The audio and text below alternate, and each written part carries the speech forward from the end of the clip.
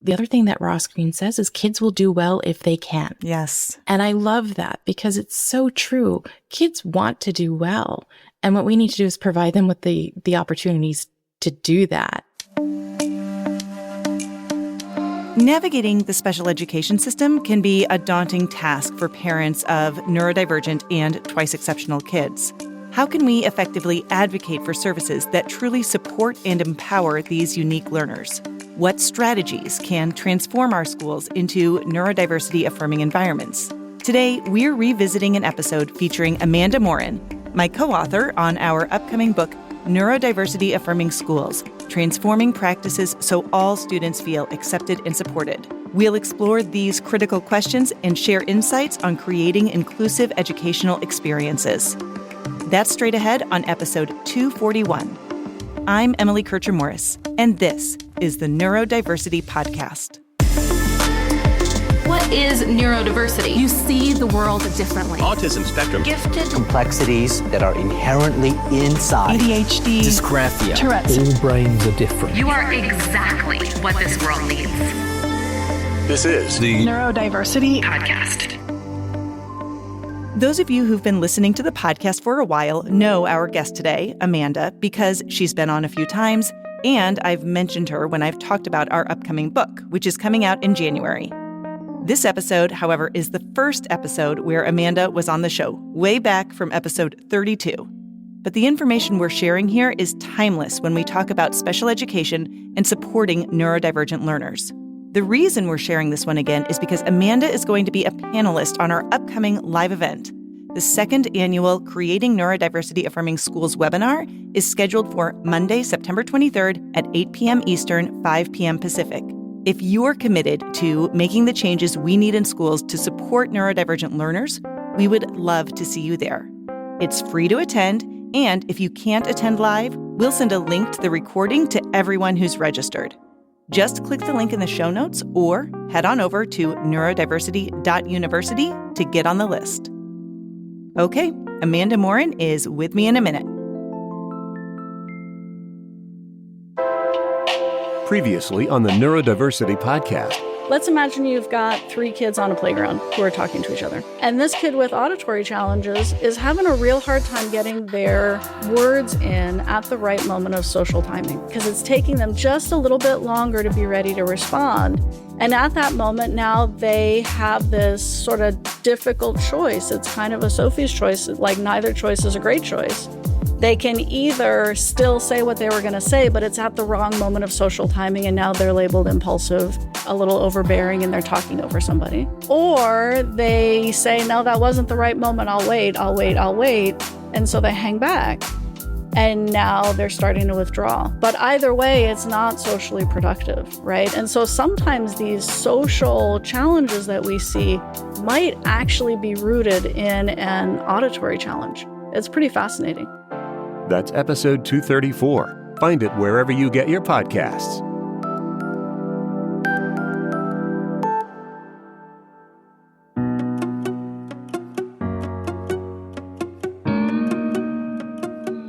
Amanda, thank you so much for joining us today. I think that this is a really important topic that we're going to be covering, and that is about how we can advocate for our kids who maybe are identified already as gifted or maybe not, are just twice exceptional. We're trying to get them some services, specifically special education services. I feel like there are even classroom teachers out there as well as gifted ed teachers who kind of have some idea but don't always really understand. But what defines an IEP or an Individualized Education Plan? What does that look like?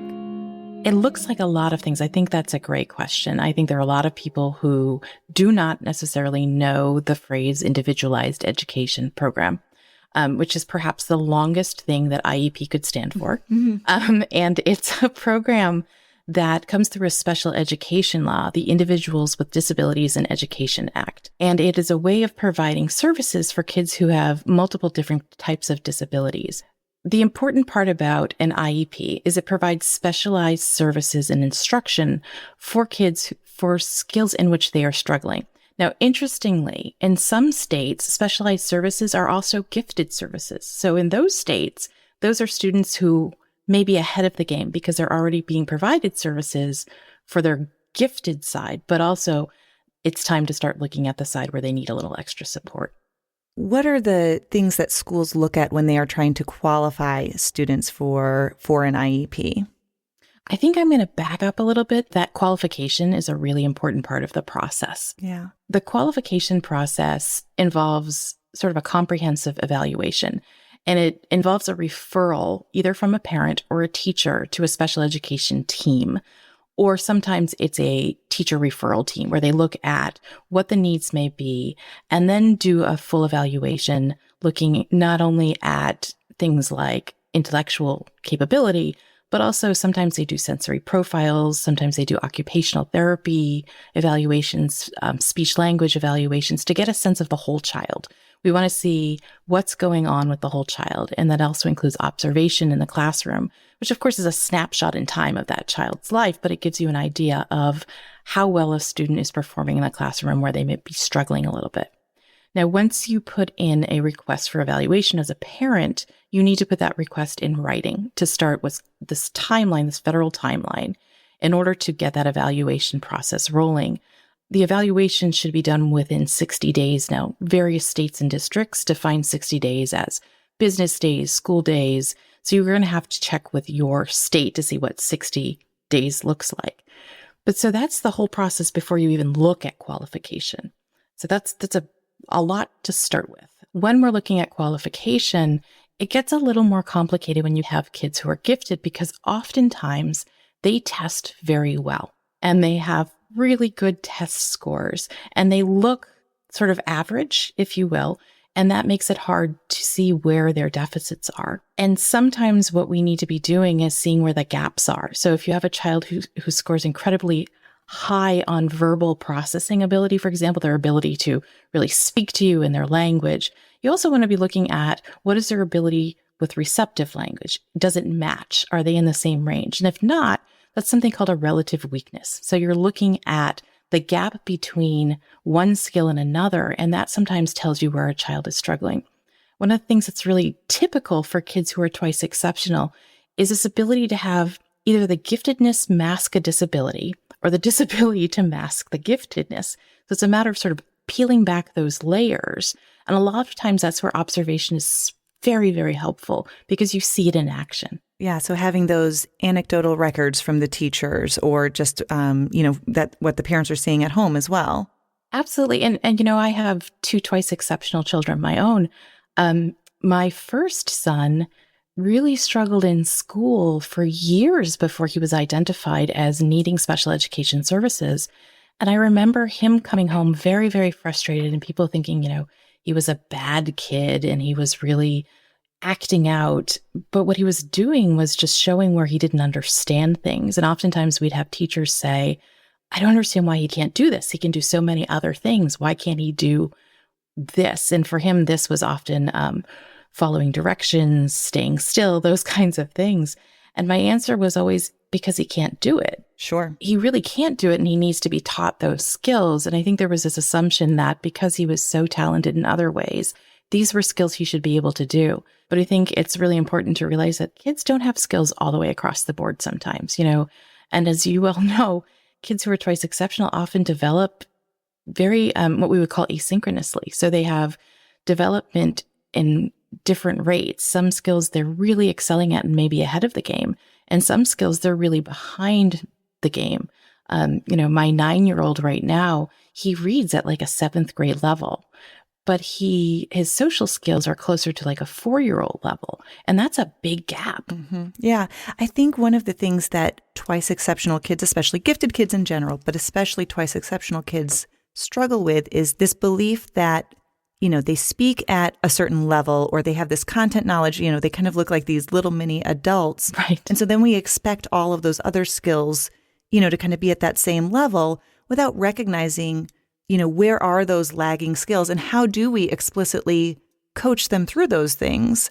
And I think also I heard you talking about behavior. And I always, one of the things that Ross Greene always talks about, is that all behavior is communication, right? And so I think we forget that even with our gifted and twice exceptional kids. I think so. I think I forget that even with my own kids sometimes. Yeah. It's behavior is communication. And I think that's where it's really important when you're looking at the IEP process to start asking for a functional behavioral assessment.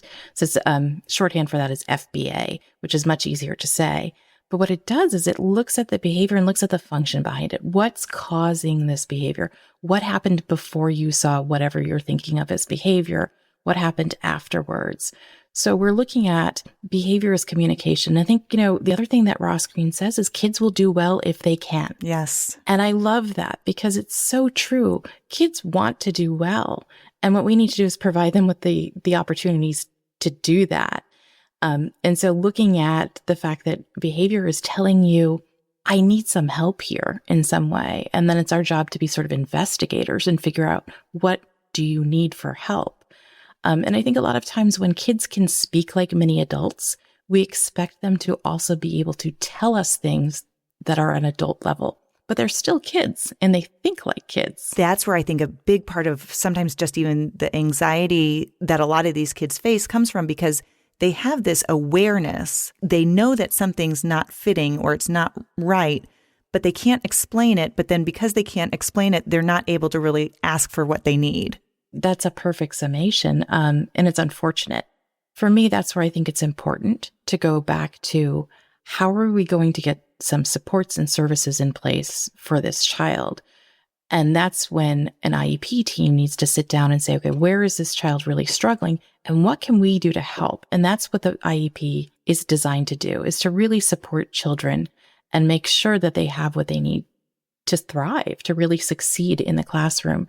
And, both of my kids are fully included in the general education classroom. So it's really important to note, it doesn't necessarily mean you're pulling a child out and putting them into a different setting, right? You can provide supports in many different places. I know a lot of times there's a lot of confusion, though, in the community, whether it's from mental health professionals or medical professionals, and they'll say, oh, just go to the school and tell them that you need an IEP because of this diagnosis. And there's that misunderstanding that, first of all, a medical diagnosis is not the same as an educational diagnosis. Can you talk a little bit about that?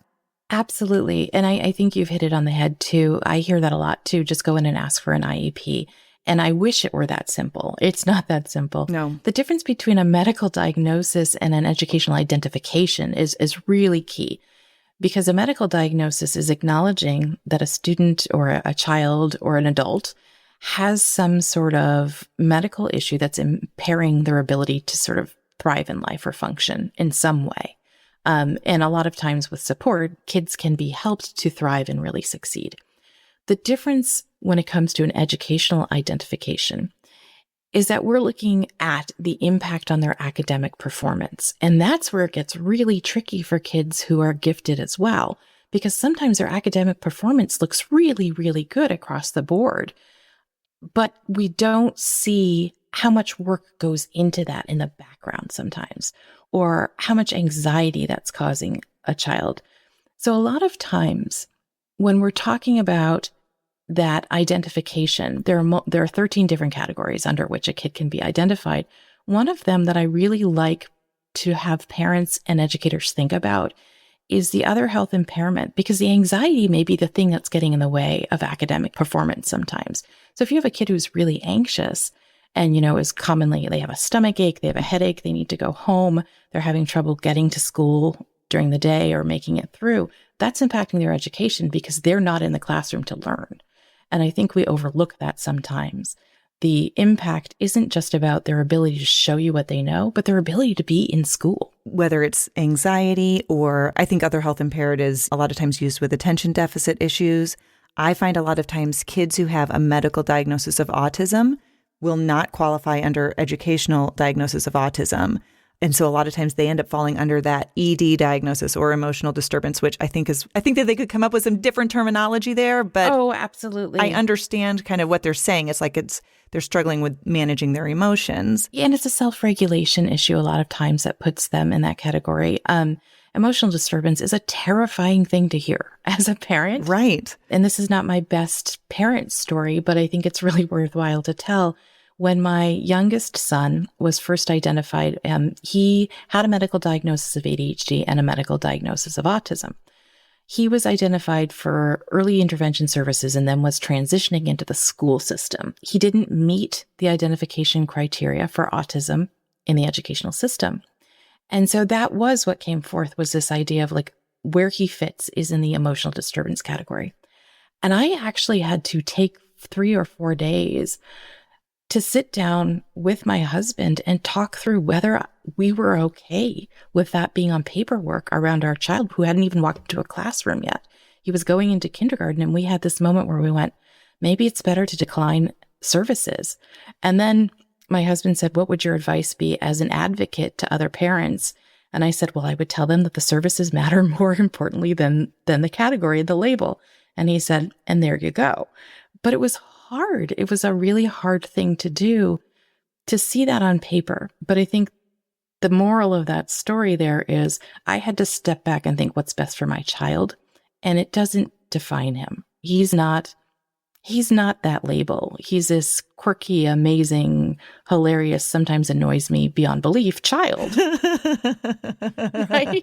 Yes, I know. I have a couple Tuies here at home too. Yes, I know exactly what you mean. Right. And they're just our kids, right? They're the kids we have, and they're wonderful.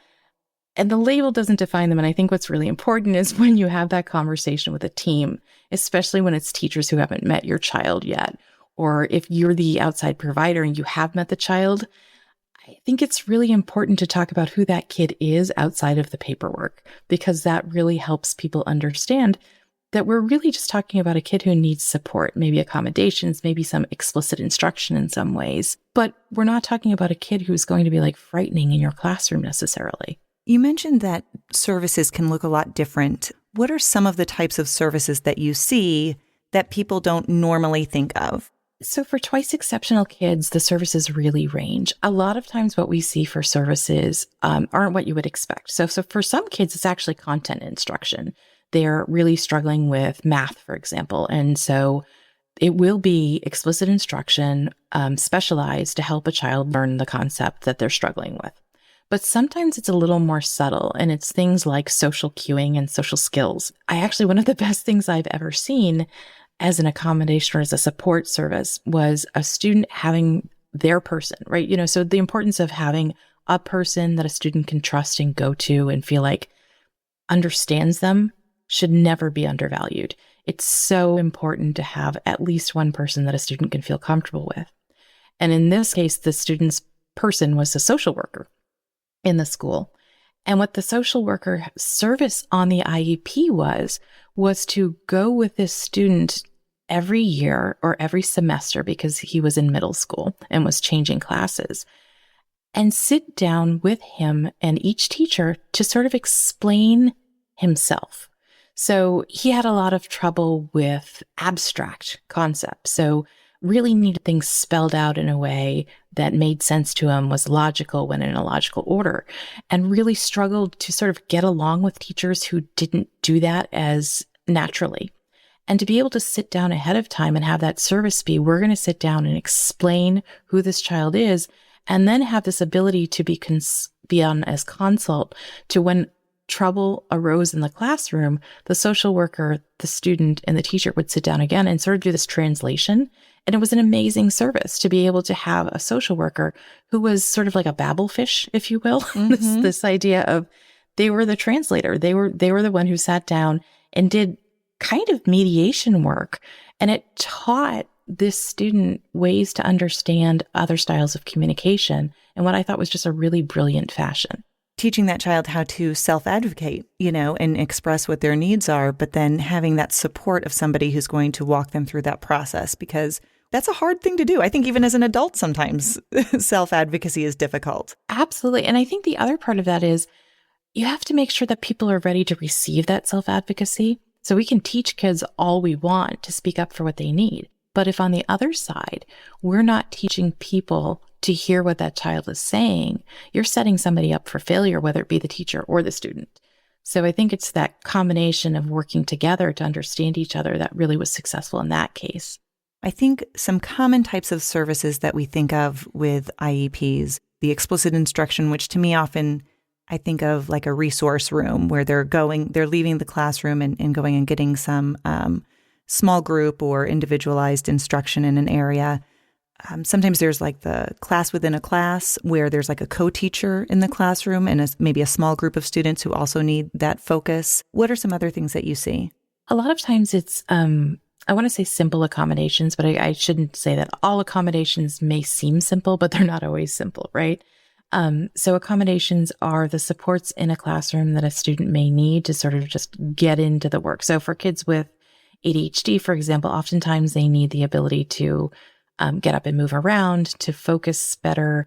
They may need to be able to use fidgets, although I will say that fidgets are something you have to really decide on carefully and make sure that they are actually helping a kid instead of distracting them, right? More. Right. Which is, I think, the part of having specialists on board with a plan is they can really work through what's going to work for a child. But sometimes it's things like the ability to type instead of write, because if writing is a hard thing for a child, if they have a hard time with the physical part of writing, or even when they put a pencil in their hand, if it makes it harder for those ideas to get out onto paper, the ability to write, the ability to speech to text is a really common accommodation. A lot of kids just need a break sometimes, and putting in the IEP that the child can take a break, and that can look very subtle. It can be a teacher saying, "Can you just take this to the office for me?" And sometimes it can be a note that says, "I just needed this. This child just needed a walk." Sometimes it can be, "I just need to go get a drink of water." Sometimes it can be whatever it needs to be for that child to sort of take a break from whatever's overwhelming to them. And sometimes accommodations are spelled out really carefully in that it needs to be the child is provided with written directions ahead of time in addition to verbal directions, or a checklist. I think about children who struggle with math in particular. A checklist is such a great idea when you're doing things like long division. Did I get all of the steps in there? And a lot of times it feels like you're cheating to give a kid a checklist, but really what you're doing is you're just giving them the tool to make sure they are able to do it on their own. But I think there's such a wide range of accommodations that it's hard to sort of speak to all of them. But that really tells you that it's a specialized plan, and that's what the individualized is in there, is you're looking at this student and what's going to help them. And when kids get older, I think it's so important to ask them what's going to help, because if they don't have buy-in, if you don't have student buy-in, that accommodation isn't going to be helpful because they won't use it. They might even recognize that it's valuable, but they won't want to use it because they don't want to stand out. They don't want to look different. And you're talking a lot about accommodations. I think one of the other important designations to make as we're talking through this is the difference between an IEP and a 504 plan. How can people understand that? Because sometimes educators don't really understand the nuance between those two things, or how somebody might qualify for one but not for the other. It's such a great point that people don't always understand the difference between an IEP and a 504 plan, because they both provide support for a student in the classroom. The difference is that specialized instruction piece. And so an IEP is a plan that is based on the special education law, the education law that says kids need specialized instruction. And sometimes students don't need that specialized instruction. They just need accommodations and support in the general education classroom to help them learn like the rest of the kids in the class. And that's often when a child doesn't meet the identification criteria for special education. And it differs across states. All states have their own criteria. They can't be any more stringent than the federal law, but they can be a little bit different and, have different qualifications and how they look at skills and those kinds of things. Sometimes a kid won't qualify for an IEP, but they still need accommodations.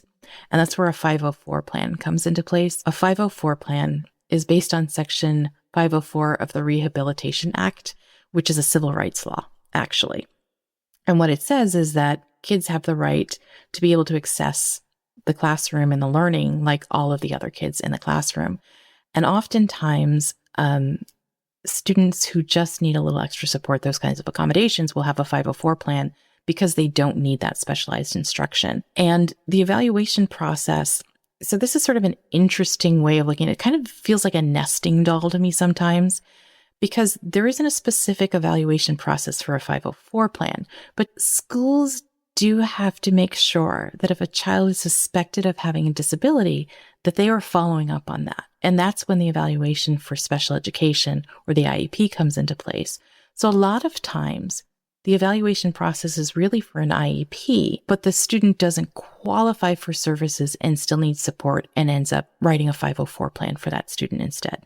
Sometimes it's when a kid comes in with that medical diagnosis and the 504 plan provides accommodations and support around a medical diagnosis. So for example, a student who has significant allergies, food allergies, they may need a 504 plan so all of the people around them know how to accommodate that and help that child be safe in the classroom and school environment. But sometimes it's kids who have things like ADHD, or sometimes there are kids who have reading struggles that don't reach the level of needing explicit instruction, but they do need accommodations in place for reading. And the 504 plan provides those in the classroom. So it becomes the general education teacher's responsibility to make sure those are put into place. Now, hopefully, and in most cases, the special education teachers and general education teachers are working together to make sure that this is going smoothly. Because a lot of times, special education teachers are the ones who have a better knowledge of accommodations. And I always love it when I see teachers working together to make sure there are supports in place for all kids in a classroom. And it's wonderful to know that sometimes kids who have 504 plans, a teacher will put into place those same accommodations, like a visual schedule, for example. So they'll be laying out the schedule of the day, written, but also in pictures. Sometimes they put it into place for one student and it benefits all students. So you see this accommodation going across the board for all kids when it was really designated for only one kid. And I think that's so cool when you can see that happen. You know, I think one of the other big gaps sometimes for twice exceptional kids is kids who are often identified as gifted are rarely then diagnosed as for special education later on, or vice versa. If a child's identified, and placed in special education services, very often they are not then ever referred for gifted education services. Do you ever see that happening? What thoughts do you have about that conundrum that we face in the education field? It's definitely a conundrum, and I do see it happening a lot. And I think that there are multiple things that are important there. And the first is just advocacy, and advocacy across the board, whether it's through parents or educators who are seeing something that really surprises them in one way or another and saying, this kid is really exceptional at this skill. Let's get a look at that and see, is there an advanced placement class? Is there some other class that we could enrich their work with? And on the other end, I think we need to encourage people to advocate for looking at skills that aren't exactly what you'd expect them to be and follow through on that evaluation for disability. What's really encouraging to me is that the Department of Education at the federal level has put out some guidance. Yes. So guidance is something put out by the Department of Education that isn't law, but it's explanation of the regulations, and it gives schools a way to understand those laws better. And there's guidance around twice exceptional kids that says you have to be testing kids to make sure they don't have a disability, regardless of whether they're really excelling at school or not. So I think that's one way we can advocate for this, is saying, look, the Department of Education recognizes that this is an issue, so much so that they want to make sure schools are actually making sure they're looking at both sides of the coin when it comes to gifted kids and kids who have disabilities. So I think that's a really good tool.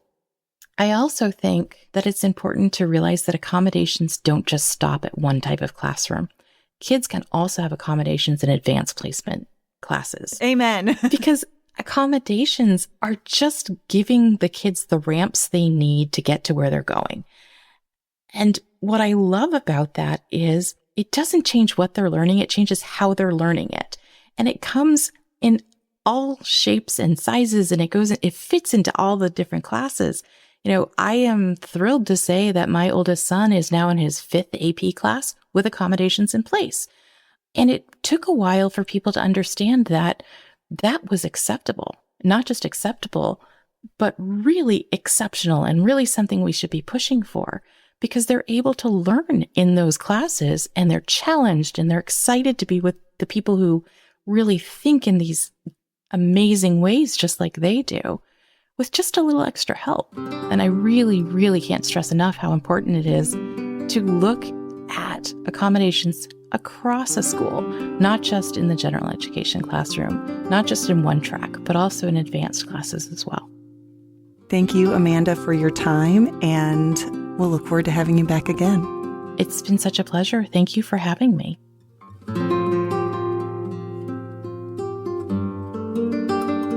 For far too long, bright neurodivergent students have flown under the radar. They're not struggling enough for help, but they're struggling too much for gifted services or advanced placement courses. As the parent or teacher of a twice exceptional learner, it can be difficult to navigate the process of accessing services in the schools. We have to think outside the box when we consider bridging the gap between gifted, general, and special education services. It might look a little different. Parents might need to feel comfortable with a label they hadn't considered before. But when we take a step back and ask ourselves, what does this student need? We'll find a way to get them that support.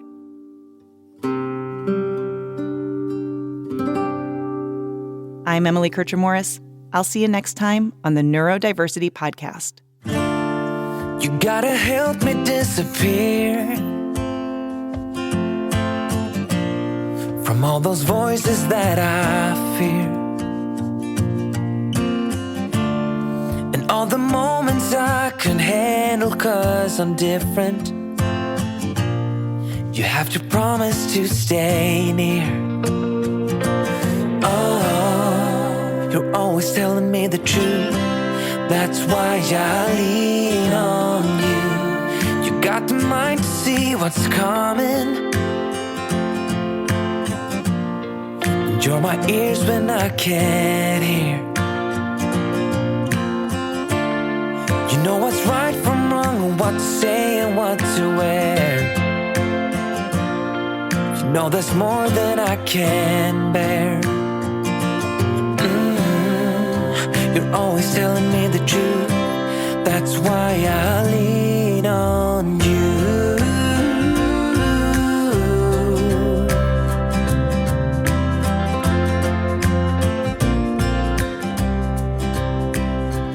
Thank you to Amanda Morin. She'll be one of the expert guests for our free annual fall event for educators who are passionate about creating neurodiversity-affirming learning environments for students.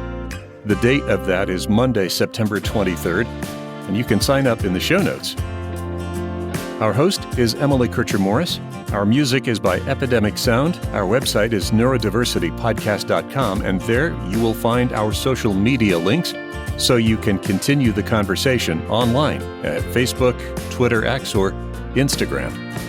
I'm the executive producer, Dave Morris. For all of us, thank you for listening, and we'll see you next time.